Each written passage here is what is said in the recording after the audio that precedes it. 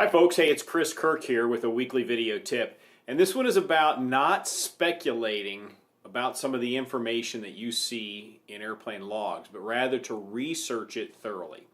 Airplanes are complex machines and they're subject to various rules and regulations with regard to how they're maintained and then how that maintenance is documented.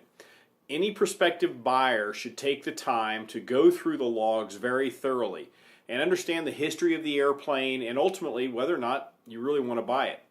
But you need to understand what a log entry means without making any assumptions. For example, just because something was replaced doesn't mean the airplane has had damage history.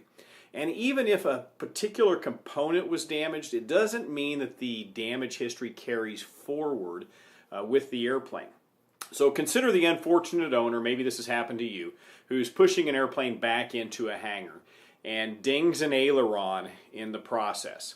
So instead of having the aileron repaired, this owner elects to have a new aileron installed on the airplane.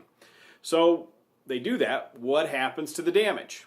Well, it went away with the discarded aileron. There were no structural components affected in this case, and so the airframe should be rightly designated as damage-free. Another often misguided assumption is that a low cylinder compression reading means that the airplane needs a top overhaul. But why? What's the trend on that cylinder bin? Was the compression check performed when the engine was hot or when it was cold? How long since the last compression check? Is this reading just a one-off type of situation? Human nature tends to be that we're going to assign the worst possible answer to whatever unanswered question that we have. You do this with an airplane, and oftentimes you're likely to find yourself missing out on a really good opportunity.